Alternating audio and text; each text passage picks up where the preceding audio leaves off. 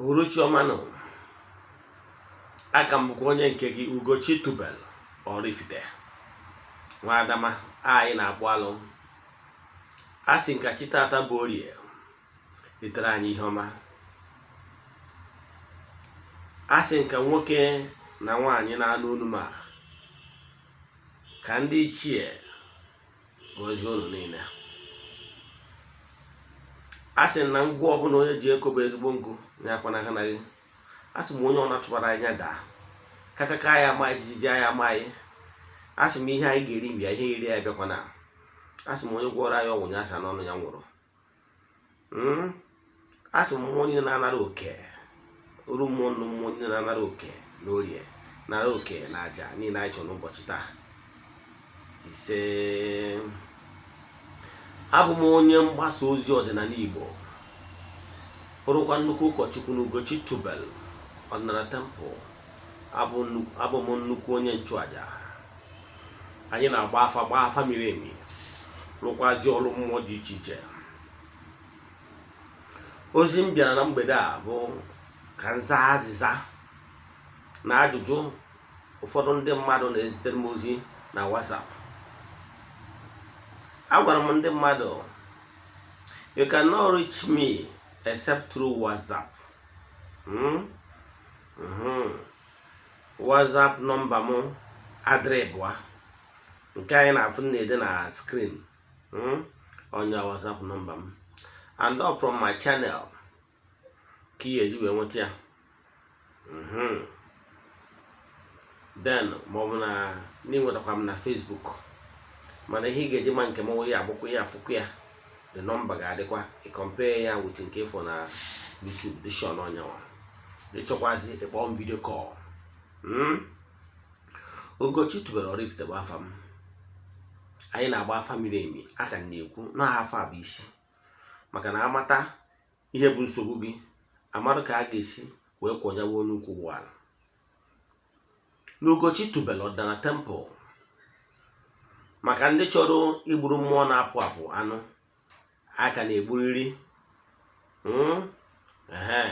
nke ọbụla na mmụọ na onwe chọrọ mmụọ ọnwụ na iji kwadota egbori ya anụ ọ bụrụzi ihe ga-ejedebe nweta time frame 1 month mgbe ọbụla iji kwadota egbori ya anụ ọ ka nwekwara ndị kwụnyere ụgwọ anụ egbukwara mmụọ anụ taa Satọde na-abịakwana nkwa ndị kwere ụgwọ egburu anyị egburu mmụọ ihe na-achịkọwalụ gị bụ ebezina akwa ọnọdụ gị meseji beta message of hope ka imirikiti ndị mmadụ ndị ike gwugworo ndị na-ata afụfụ na-ebe arịrị dị iche iche ka nsị gị ebezina o nwere ndị ọnọdụ ha ka ọnọdụ gị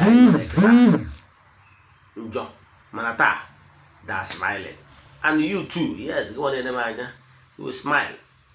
O nwere ndị ụzọ ndị dị iche iche anyị na-agọrọ ọfọ na Ugochi tubelu Odinana Temple kwa ụbọchị o nwere everyday ọbụla mama eje temple jekọrọ ndị mmadụ ọfọ. I visit the 2 temples every day chiefu na n'igwe jekọrọ ndị mmadụ ọfọ. Anyị na-eje na the first temple jekọrọ ndị mmadụ ọfọ ihe ọma dị iche iche maka na entity support n'ebe ahụ ndị ọrụ ha bụ imerụ ndị mmadụ amara dị iche iche. Anyị jekwa na temple number 2 jegọrọ ndị mmadụ ọfọ maka ndị a na-anara oke ha n'ike ndị amoosu na-achụ ọchụchụ ndị a na-achọ ka a gbagbuo maọbụ ndị a na-agwọrọ ọgwụ maọbụ ndị mmadụ na-anara oke ha maka na mmụọ n'ebe anwa na-apịawa ndị ajọ mmadụ azụ ọ mmụọ na-achụ ndị amoosu mmụọ na-apụ apụ maka na mmụọ ọbụla nwere ihe ọ na-alụ ọrụ m dịka onye nchụaja everyday ọ bụrụ na emesịara ya ndị anyị ga-alụrụ ọrụ chụọ aja nwere aja anyị na-achụpụ everyday ọbụla n'isi ha ekwubuola m ya mbụ ndị anyị na-achụrụ aja bụ ụtụtụ ọbụla bụ nke mbụ ndị kụrụ temple mbamba yes ndị kụrụ temple mbamba anyị na-achụrụ ha aja ma ọpụpụ ha ma mbata ha na ha ga na-ejije na-abata abata n'ihe ọma ga na-emere ha na ndị bụkwa mbụ their spiritual director. Yes, ọ dị nnukwute mkpa inwe onye ụkọ na-aba gị, ndị mụ na ha nọ ka personal friends. Yes, ọ bụrụ na ị nọ na my YouTube channel, feel free to chat me anytime. I'm a very busy person. You might not get by best of me ma ọ bụrụ na ịkpọwa call dị long. Reason bụ na mana drop voice note ọ bụrụ na nrụsị ọrụ na temple, m may respond to any voice note. Yes, ma carry some hours to respond on ya maximum. Ma ọ bụrụ na ụlọ ọrụ mmeji n'aka, enwere m ike ma akwụsị nwunye wee gee voice note, mana nrụcha anya ya mma banya WhatsApp za all the voice notes and respond to messages. Now, nke a bụ ihe m chọrọ ịkọwa. Achọrọ m ka nkụji obodo akọwa ụfọdụ ihe anyị na-alụ na temple. Nke ịbụọ bụ anyị na-agọrụ ndị niile bụ ndị enyi anyị ọfọ, na-agọrụ ndị niile anyị rụrụ ọrụ mmụọ ọfọ. Ndị niile anyị rụrụ ọrụ mmụọ anyị na-agọrọ ha ọfọ kwa ụbọchị kwa ụbọchị. Ndị niile kụrụ mba anyị na-agọrọ ha ọfọ kwa ụbọchị kwa ụbọchị. Ndị niile anyị rụrụ ọrụ anyị na-elụta ha kwa ụbọchị kwa ụbọchị. Ndị niile anyị ndị bụ ndị enyi anyị, ndị anyị bụ their spiritual director, anyị na-agọrọ ha ọfọ kwa ụbọchị. Na-agụkwazi ọfọ maka ndị niile na-erote Ugochi tubelu Odinana Temple. O nwere ndị enwere ego ma ọ bụkwa ndị nwere ego na-esonye na rituals na connect. Ihe a bụ ihe mmụọ. They build their altar in the east. Remember, Ugochi Odinana Temple is located at the east. So once you face the east and connect yourself with the activity going on in the Ugochi Odinana Temple, you benefit. I'll come to that one later. So anyị na-agọkwuru ndị na-eto ọfọ, na-akpọ mmụọ na-apụ apụ ka ọ ga visit ndị niile anwachiwere ihu na east wee na-erote Ugochi Odinana Temple, na-ayọ ka ha keta oke na aja na ọrụ niile anyị na-arụ kwa ụbọchị anya bụ temple, ka agọzie ha. Ndị ọzọ anyị na-achụkwara aja n'ụzọ pụrụ nnukwu iche bụ ndị enyi anyị na-watch this video na-eme, my fans, ndị na-abụ ha nweta vidio m ha share ya among their friends. Mechukwu okike abịa ma gọzie ụnụ. Yes, ndị niile ọ bụrụ na ịbụ onye na-share my video for 30 days, you are sharing my video every day, share for the 1 month. Ịnweta na-eshare ya. Na-akọwa aka na-eme video every day, mana ụmụ ụbọchị ọrụ na-adị too much. Na-eme ike ma share ya eme na yes workload. Ọ bụrụ from my video daily, mana workload is too much. Ndị na-share that video every day, share ya for 30 days, no stop. Ụdị ndị na-eto ahụ, ọ bụrụ na ị nwere ego eji agba afa, mma agbara afa free minus that one. Ụdị ndị na-eto ahụ anyị na-agọrọ ha ọfọ ka Chukwu okike na mmụọ niile anyị arụ na temple gọzie ha. So if you are not sharing our videos, you are not doing your neighbor any good. Share the video so that ọtụtụ ndị mmadụ ndị na-awalụ in darkness, ndị ahụ mmadụ ihe na-eme ka ha nwike nụ. Ọ kazi mmadụ onye anwa nụrụ ma ya eme na-eme. Ihe m chọrọ ịkụzi taa bụ simple thing. Ọ bụrụ na iwu onye na-ege my video under my voice and seeing this video, mana ị nwebere any altar, you are not making yourself any good. Apply the method that na-agwa ndị mmadụ. Some of this method na-agwa gị abụrụ ihe nọkọtalụ. Ụfọdụ na-abụ na mụ nọrọ ọnọdụ and meditation, most of times na temple wee nye m message ihe m agwa ndị mmadụ. Ọ bụrụ na ịbụ onye na-anụ onu a na-ekwu mana ị nwere altar ma ọ bụ ị nwere any small table ma even size tool, nya nwee ebe the anchor place, as in na-ekwu maka ndị bi na town ma ndị n'obodo oyibo. Yes, nya nwee anchor place ebe ị ga-edebe small size tool ya dị na east, ka ị ga-esi ma east wee pụta ilo ine n'anya ebe ọ na anwụ si achanite in the morning, that is east. So ịba na ya 4 corners of the room, o nwere side face east, ghọtago? Where this size tool they be na wall ebe ahụ face east, Now mgbe ọ bụla ị na-aga ọfọ ị na-ekwubi okwu face that your stool. N'ime that your stool, ọ bụrụ na ị nwere ego anything, ọ bụrụ a candlestick, yes, a candlestick, ekwubi okwu. Ọ bụrụ na ị nwetara ọjị maọbụ nọọ nzu ka ị nwetara maọbụ nọọsọ nkwụ ọkụ ka ị nwetara, wee kpọkuo the entities of powers, si ya na tata ka ị na-anchor this altar facing the east. Wee kpọkuo mmụọ niile gị na-asọ, kpọkuo chi onye ụwa gị, si ha n'ebe a ka ị ga-anọ na-ekwubi okwu. Biko, this is your small altar. Ha nabata etu ọbụla ọ dị na eziokwu na ozu siri ezu na etu altar kwesịrị ịdị, but let them accept it. N'ebe a ka ị ga-anọ wee na-akpọkufa. Ihe ị ga-emezi egwu for your month, whatever is your dream for the month. Mana ọgwa na ị nwere exercise stool ma ndị nọ na street, ndị nwere ebe comfortable place ha nwere ike ịnọ, no problem, they will understand. Just always face the east. Mana ọ bụrụ na ndị nwewuru ebe ka table enwere ike iset, they your request that carry na 2, yes, 2 requests dị nnukwute mkpa for that month. Place here na your altar. Ihe ga na-eme bụ ịpụta every morning, nwee time from 1 a.m. to 11 a.m. Choose any time of dịrị gị mma. Ị nwere ike tinye phone na alarm oluwa n'oge anwa. Example, n'itire by 5 a.m. in the morning. 5 a.m. ya alarm wee ring, you wake up. Ị nwere ike egbochawa ọnụ gị egbocha. Ọ bụrụ na ị nwere ike egbochawa ọnụ gị, ọ bụrụ na ị nwere arịketo pepe, ị nwere ike were ofu were ka mkpụrụ ịnọ tinye n'ọnụ gị. Kpụrụ ya n'ọnụ.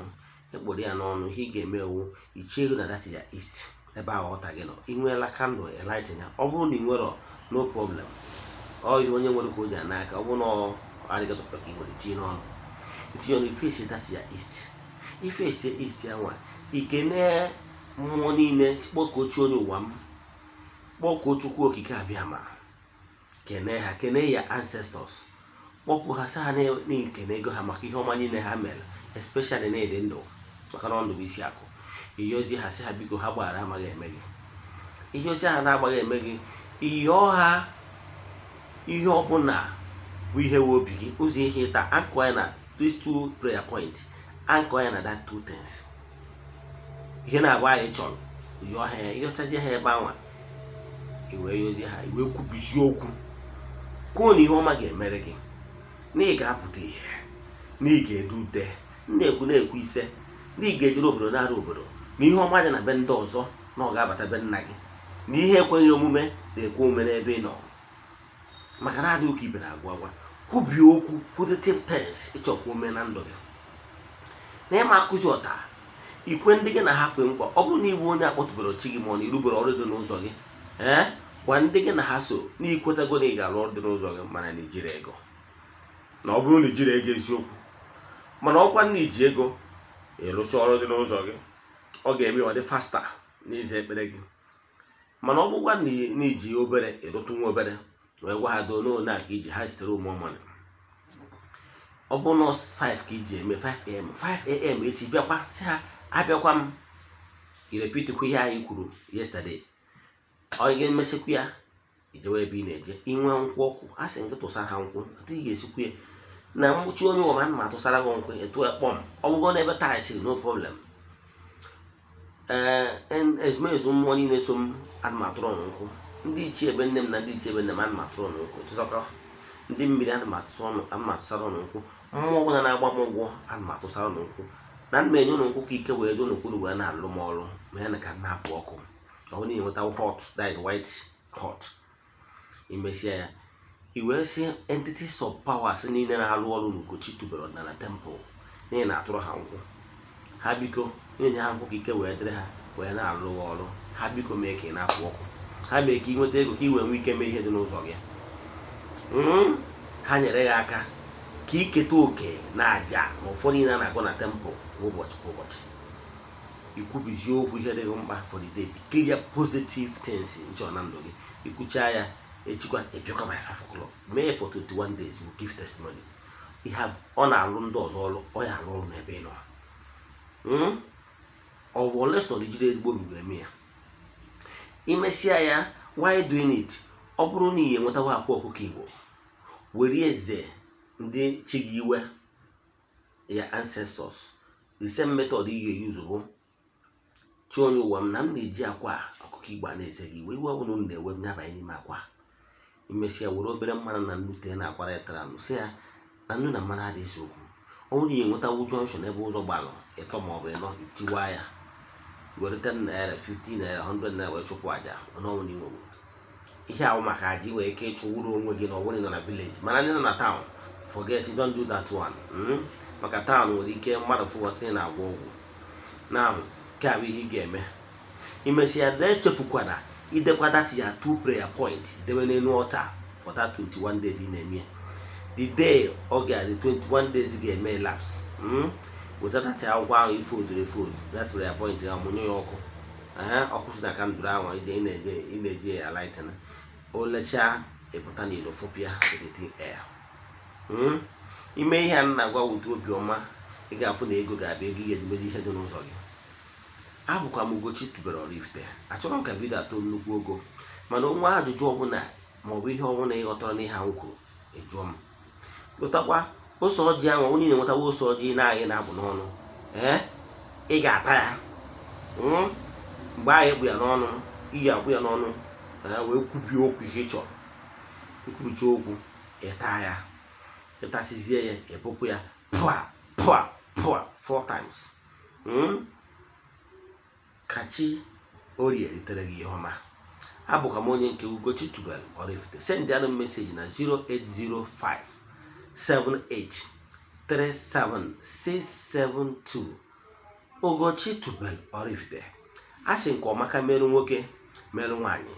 Ọ bụrụ na ịbụ onye chọrọ igburu mmụọ na-apụ apụ anụ, ị ka nwekwara ike igburu ya ọkụkọ ma ọ gbuo rie ebodo. Ọgwa nne o nwere ihe dị gị mkpa, maọbụ na ị na-azụ ahịa maọbụ na-eme bizinesi ọbụla, ị chọọ ka ị gụọrọ gị ọfọ, na ịchọrọ ka ị gbuoro mmụọ anụ ka ị wee yọọ mmụọ ya biko ya nyere gị aka ka bizinesi aga. Example, ị nwere ike ọ bụrụ na ị chọrọ ka ị sendị ego maka ọkụkọ na ji na mmanya na ihe ndị ọzọ, ka ị gbuoro mmụọ, na ịchọrọ igburu mmụọ ọkụkọ, chatịa m, agwa gị ihe ọ ga-ewe. Egbuoro mmụọ anụ, ayọ mmụọ ihe ị chọrọ on your behalf, especially ndị nọ ebe tere aka, maka ndị nọ nso amarụgo na ha na-abịa na temple abịa eme ayọrọ ngọrụ ọfọ. Mgbe mma na-agọ dị ọfọ, m ga na-evidio ya, agọrụ ọfọ, yọọ mmụọ ihe ị chọrọ. Ịyọcha ya, ọ bụrụ na o nwere nkwa ị chọrọ ikwe, inwe ike isi ya na ihe agarụ gị n'ihi egburu ya egbu, ma ọ nkwa ọbụla ị chọrọ ikwe ikwuo ka mmụọ na-apụ apụ nyere gị aka mee ya. Ife ịbụrụ onye na-eme biznes ga-ekwecha gị nkwa ọ gasa, mee ka mmụọ baa ka gị na adịghị agba aka achụ ihe na-ata alụ. Ka ọ maka mere ụnụ, agwakwara m ụnụ na m na-akwado ichi ọzọ m na-abịa n'ọnwa na-abịanụ na 3rd Sunday. Ọmaka ka m na-asị ya mere ụnụ ka anyị dee ude, ka anyị pụta ihe. Ịgbazi na nkịtị, ịsịkwara na ote gị mekọtara ihe ọ dị enwe isi ike, ka ọmaka meelụ ya gazie.